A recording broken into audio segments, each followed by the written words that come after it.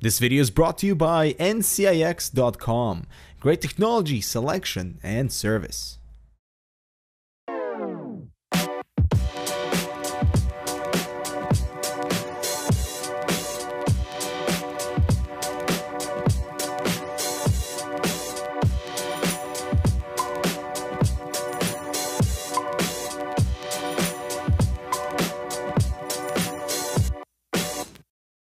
Alright, if you're wondering why we are featuring the H440 from NZXT for the third time on the channel, it's because they've partnered up with Razer and we received many requests to take a look. So why is the H440 from NZXT fully decked out in Razer branding and color scheme with a $30 premium over the original? Well, as part of Razer's initiative to spread its influence, they've started what they call Designed by Razer license, where case manufacturers can participate and get that pimped out Razer look. Now make sure to check out our full review of the white H440 here and the showcase video we did with the red and black version, plus my own setup tour where I showcase my system and how the case stacks up.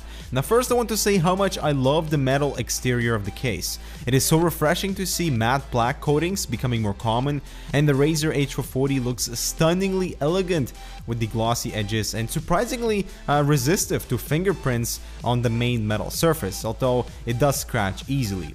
Now same type of coating translates into the internals for that really stealthy look. Okay, so Razer's influence over the design are minor, and it's important to state that exterior and internal layout is identical to the original, so this is mainly an aesthetical change. First, we get the Razer logo front and center that's illuminated with bright green. If you are a hardcore Razer fan and you have your entire gaming desk filled with their peripherals, then this H440 will feel comfortable at home. Now, I've always wanted to add lighting to the bottom of the case to illuminate whatever surface the case stands on, and I have to say that they chose the LEDs well, that are vibrant, they're super bright, and span the entire length of the chassis on both sides. And lastly, the NZXT logo on the power supply shroud that has been replaced with, you know it, another Razer logo that is also vibrantly displayed through the tinted window, no problem. And if you haven't yet realized that this was a Razer themed case, you would now. Now you can turn the lighting off with a button behind that's easily accessible, but there isn't any way to cycle between all the zones. For example, leaving the front logo on but everything off, you can't do that. I honestly wasn't expecting this to be included given their inability to provide any flexibility with lighting on pretty much any of their peripherals, let alone for this H440 case. I was happy to see their expensive research on green USB tips come to good use up top, as those are indicated as USB 3, and to continue with the theme, power button is also illuminated in green, and I can appreciate this H440 staying in character. I mean, even the box is fully redone to complement the theme, and if one thing Razer sure knows how to do well, it's the packaging. So what did I build inside the Razer H440? Well, I am utilizing the NZXT Kraken X61 cooler up top, and I was able to pretty accurately color match the green on the pump to the exterior green, although my active RAM is able to stand out from all the greens, and I kinda like that.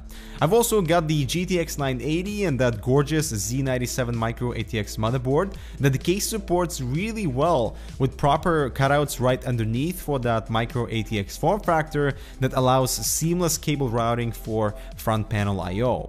Now, because the power supply is in its own chamber, managing all the exiting cables is super simple, with many cable type points are all over the place to help you with this process.